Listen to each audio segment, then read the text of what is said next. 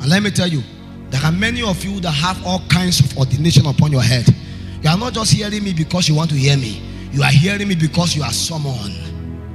Nobody that is not part of the agenda of God will pay attention to anything any apostolic voice is saying. You may listen to your pastor, you can't listen to an apostle. If you listen to an apostle, it's because you are summoned. You are part of an assembly. You are part of a selected few. You may not understand, but there is a beckoning. You know your encounter speak otherwise. You may be part of your brothers and sisters, but like Joseph, you saw 7 stars bowing down to you. And anytime you tell them about it, they can't understand. Look at the whole of Jos. Is it the people that are working out there that will change us? Is that what you think? Because even the governor himself need help. It's another thing to ascend the throne. But kings in time past know that there is no king but God. And a king must always rule in the affairs of men, knowing fully well that it's God that enabled him. That was why every time a king is given the privilege, he always have a prophet that stood by him. And prophets of those days were actually men of prayer. You can never become a prophet as of that time and not be a man of prayer. David was one. He was a prophet. He was a priest. He was a king. Moses was one. It advanced to Elijah was one. All of them were men of prayer. How did you become a prophet without prayer? How did your eye open? Do you know what opened eyes in the spirit? It was not laying of hands. Impartation opened it for 1 week. When you join in the place of prayer, and when you are bound upon the altar, scales fall away. This was a branch plucked out of fire, out of the altars of sacrifice. And he asked, when the devil come to accuse, he said, don't you know that this guy is actually plucked out of fire? You cannot accuse him. Son of man, what did you see? I see men like trees. See again. There was a prophetic school upon the altar of sacrifice. I want you to check and observe how we are prophet trained as of that time upon the altar. In the days when the Lord beckoned upon Samuel. Eli may be old school, but you know the patterns of how God speaks. And he said, go back and lie down upon that place of sacrifice, that region where the altar is. Lie down there. Because God does not speak anywhere except by the altar. If you had God anytime, it's because the channels of your spirit was open. I can't hear God. I can't hear God. My brother, you are far from the altar. When you draw close to your altar, you can begin to hear. Because there are many voices that speak. You may need to purge and purify yourself to hear them. And mind you, in the operations of God, even in the definition of the temple, there is the outer court, the inner court, and the holies of holies. Real business are done in the holies of holies. I bring you greetings from Shakada Network International in Lafayette. Many years ago, I was caught up in an encounter and I was taken into the holies of holies. And I saw the cherubims and the seraphims of glory. And I realized that in that place, nothing alive live. It was a place where you don't even live, you are giving life to live. So anytime you appear before that place, you die, and they breathe upon you another life. And when they breathe upon another life, at that place you don't talk, they talk to you. Because everything you want to ask is answered when they speak.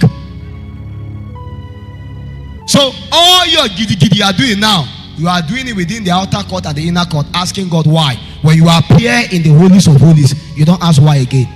Everything is answered, and you now begin to see that all the mysteries and the conundrums are demystified. Because when the Shekinah glory appear, it begins to become your life, because that is the ecosystem of heaven. The level of the order in heaven appear only in the holies of holies. And so everybody can gallivant in the outer court and in the inner court, asking God for mercy every day. By the time you are serious to remain, you join into the altar of incense. And at that place of the altar of incense, you are burned. And when you die, you appear in the holies of holies. And when you appear, speakings are done unto you. They may look upon you there and say you are a prophet. They may say you are an evangelist. They may say you are an apostle. And it doesn't matter what men do. When utterance come from that realm, there is nothing man can do. That was what happened to Saul. When from that realm they look upon him, they say, we know who you are. The life you are living now is a lie. Now, from that utterances that come, he cannot, he transfigure his life again to another form. See, there is a place you can enter in God, that when God speak one thing, God can look at you and say, you can never be poor. And anytime poverty tries to come to you, God will always force provision to come. That was how men of old survived.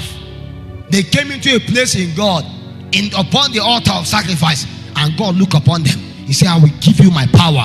And anytime they pass, power passed with them, not because of anything. And utterance came from a place that cannot lie. Because from that place, every utterance is help, help, help. Is Ebenezer. Because anytime God speaks to a man, it's because God wants to help the man. I know you have heard God, but what you don't understand is that beyond what you have heard is the help of God. The last time God speak to you, go and check. He was trying to help you. But just that you did not actually listen to the help. You were excited that God talked to you. So you went everywhere and tell people, do you know God talked to me today? When was the last time he talked to you? And you could not acknowledge and realize Ebenezer. Because out of weakness you were supposed to be made strong, but you could not decipher. And because you took for granted the speakings of God, now it's 2 months, it's 3 months. You are fasting and praying, and yet again he's not speaking. Why? In the days Samson take for granted the consecration of God and the ordinances of God, he will beg again, one more chance. Because there is sweetness in the help of God. He thought he was a strong man. He was not a strong man. He was just a man helped by God. And the day God withdrew himself from him, he saw how infirmities can weaken man's strength. How many men were once upon a time anointed? In case we forget, many of us can remember. Most of the people that mentored us on campus then, I don't know where they are today. Many years ago, the Apostle Adam, when he was serving in Kano, he will come to our campus, because then of course his wife was on our campus. He will come there and he will tell us that if we don't pray, we have an expiring date, will backslide. It's just a matter of time. I'm like, what is this man saying? He cleared a bush. He said, go and pray. If you don't die, you will see God. I never knew that prayer was actually part of the place required to position you to access the altar. And by the time you access the altar, you become a sacrifice that is accepted. When you return back to that scripture, the Bible says you have to present yourself as a living sacrifice, not a dead sacrifice. Many of you are coming to God dead. You are supposed to come alive, then he will kill you, then he will give you life. So you wonder why God cannot accept you as a sacrifice. It's because you are a dead sacrifice. What makes a man a dead sacrifice? Infirmities. I'm not joking. Do you know that a carnal man can be praying, God use me, God use me, God use me? It's a wrong prayer. God does not need to use you. You are supposed to be praying, God help me, God break me, God bend me. The man that should pray God should use him is a man that is in accurate perspective, in alignment with God. That one is the one that can stand as a priest that is perfect. Say, who can stand upon the holy mountains of the Lord? Those that have clean hands, that have not lifted up their souls unto vanity. Those are the ones that can stand and say, God, this territory needs light, let there be light. Because those are the ones that when they speak, the whole of heaven come upon the face of the earth. When a carnal man speaks, his word fall to the ground. Why? Because when the person appears before God, he can't be accepted as a sacrifice. He's a dead sacrifice. It has to be living. In those times, you cannot even bring a sacrifice that is spot and wrinkle. You can't bring an animal that is not too good and say, God take. God can't take.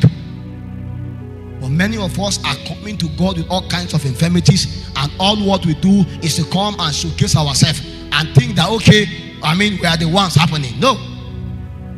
Before you become the ones happening, you actually become the ones that nobody knows about. At that point where God has taken you to the altar, he will allow you to remain within that crucible to be burned. Many of you don't even know why the Hebrew boys have to pass through the furnace of fire. Do you know why? They came to Babylon with infirmities. You see, Lucifer was put upon an altar. He was put upon a place where he needs to actually be burnt daily, so that peradventure